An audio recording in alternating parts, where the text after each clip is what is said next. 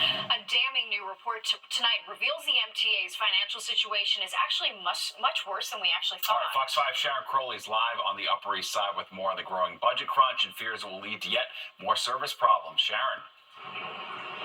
Yeah, Stephen, Natasha, the comptroller's report paints a bleak picture of the MTA's financial situation, especially because of the pause in congestion pricing. And they say the future doesn't look good either.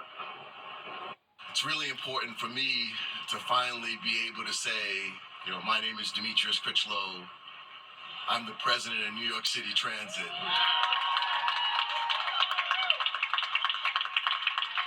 No longer interim. New York City Transit's new president, Demetrius Critchlow, inherits a giant budget shortfall.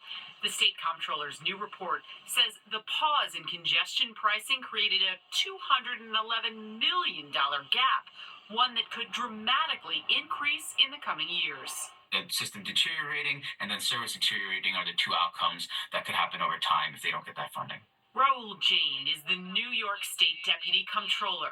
I asked him if he thought the MTA could find the money to make up for the loss of congestion pricing within its current budget. I think we can say pretty clearly, though, that even if they were able to find savings, the size of where the gaps could go is not enough to find pennies in the couch, right? That's not enough to make it close. There has to be another source of revenue, or they really have to get the revenue that they were promised before.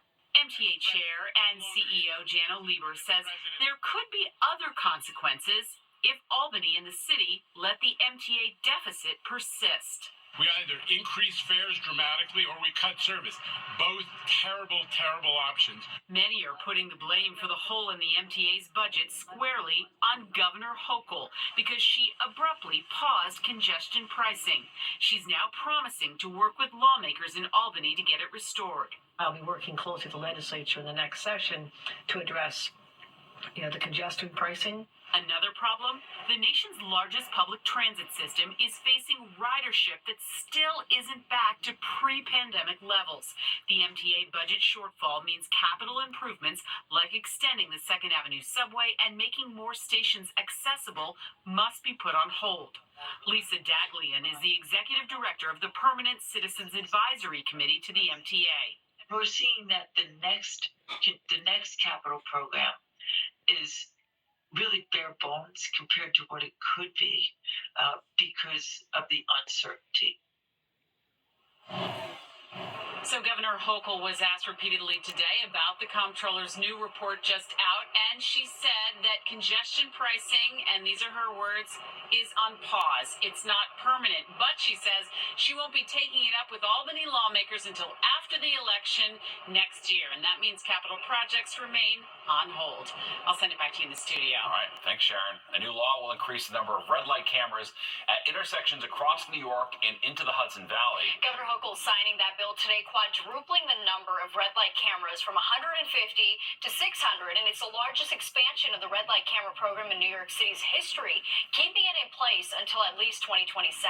Program was also expanded in White Plains, Albany, Nassau County, Mount Vernon, and New Rochelle, and the town of Greenburgh is getting a completely new program at some intersections with a history of crashes. Harvey Weinstein back in a Manhattan courtroom today for a pretrial hearing in his sex crimes case. Earlier this year, New York's highest court overturned his 2020 rape conviction, so prosecutors chose to refile the charges and add an additional charge from a separate incident. Excuse me. Allergy season, it's real. All right, the trial was supposed to start next month, but that's been postponed after defense attorneys asked for more time to prepare for the trial. A judge says he will pick a new trial date now in January.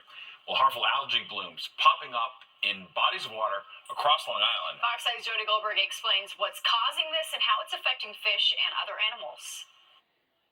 The bays, lakes, and ponds here on Long Island aren't as clean and clear as they need to be. This according to an annual assessment of water quality report. We had a record number of dead zones in 2024 with oxygen levels of less than 3 milligrams per liter. Ideally, our coastal water bodies will have 4.8 milligrams of oxygen per liter. The cause, according to coastal ecologist Dr. Christopher Gobler, excess nitrogen that seeps into the water from outdated septic systems and fertilizers. In turn, it promotes algae and alga blooms. These are harmful because these blue-green algae make biotoxins. Those biotoxins can be consumed by organisms in the pond, and more commonly here on Long Island has been dogs going into these water bodies, drinking that water and getting sick. And it's not only dogs that are impacted. Fish are dying by the dozen. Environmentalists question whether climate change is a factor. Record high temperatures cause lower levels of oxygen in the water. Another symptom of climate change are changing rainfall patterns. The Northeast U.S. is now experiencing a 71% increase in the number of these intense rainfall events. What it means is that we need to treat our sewage here in the year 2024. Suffolk County residents can vote on Proposition 2, which would fund expanded sewers and grants to homeowners for nitrogen-removing septic systems by raising the sales tax about 0.1%. Now, the fund is expected to raise nearly $3 billion over the next 50 years. We have to start somewhere. Recreational fishermen are noticing the change in the number of fish out there. This year was worse than last year, and last year was worse than the year before. But there is hope, according to researchers who say improvements in the wastewater treatment systems in the city help nitrogen levels in the Sound. On Long Island, Jody Goldberg, Fox 5 News. Well, Fox 5 Health Alert, the fall allergy season, maybe you heard me sneeze a second ago, appears to be worse than ever this year. And it looks like the weather may be to blame. Why the heat and lack of rain are leading to higher pollen levels. Maybe that can become our file video for allergies. All right, American Airlines slapped with a hefty fine by the feds. How the government says they've been shortchanging those with disabilities. Brought to you by Raymore and Flanagan. Thousands of items in stock and delivered in 3 days or less. The federal government has fined American Airlines $50 million for failing to provide wheelchair assistance to people with disabilities and damaging thousands of wheelchairs over a 5-year period. The airline says it has made major investments on infrastructure, training, and other steps to improve the travel experience for people with disabilities. Well, from worst to first, LaGuardia Airport has been ranked #1 in the country. That's right. Forbes Travel Guide naming it the best airport in the country. It's all thanks to that $8 billion transformation that came after the airport routinely placed dead last in national rankings. I'm as representative of all the great steakhouses in New York, although I think maybe a little bit better. It's fantastic, and we've got a great menu, great offerings. We do. We got some prime steaks from Pat LaFrida, a fourth-generation meat purveyor in New York, over 100 years old, that they've been doing work here.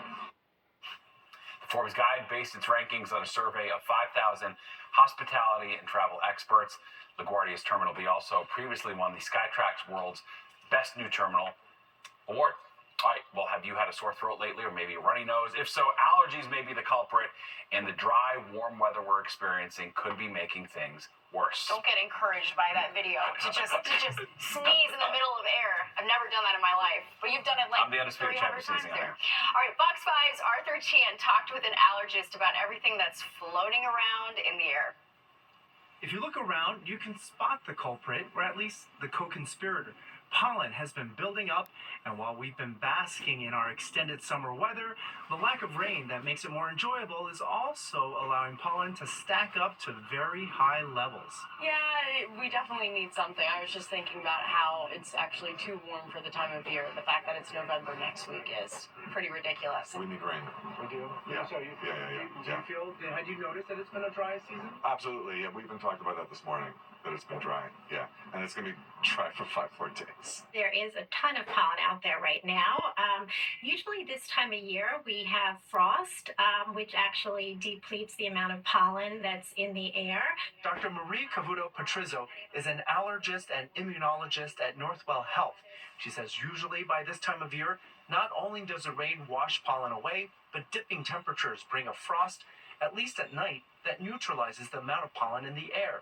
And since neither has been happening, her patients, as young as 3 years old, are reporting symptoms including congestion, runny nose, coughing, and those with asthma are having a tougher time too. We're definitely getting more patient visits, more acute phone calls for patients who are suffering and patients who are just not feeling well on their regular medication regimen. The good news is that we're not helpless, and allergists have this advice to protect yourself with. From limiting time spent outdoors, to closing your windows, to using air conditioners if you want to cycle fresh air into your home. And if you do spend any significant amount of time outdoors, to shower so the pollen washes off. And if you're still feeling it, over-the-counter medications can be used to treat your symptoms. There are really two main pollen seasons here in the Northeast. The one in the spring is where the pollen comes from grass and trees.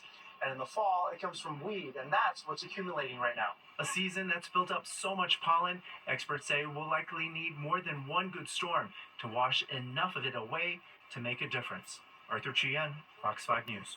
All right, well, Yankees take note. There is a bar in Brooklyn with a history of rooting for the LA Dodgers. That's right. How the bar owners scored a big victory over the team in a decades-old court battle to be called the Brooklyn Dodgers.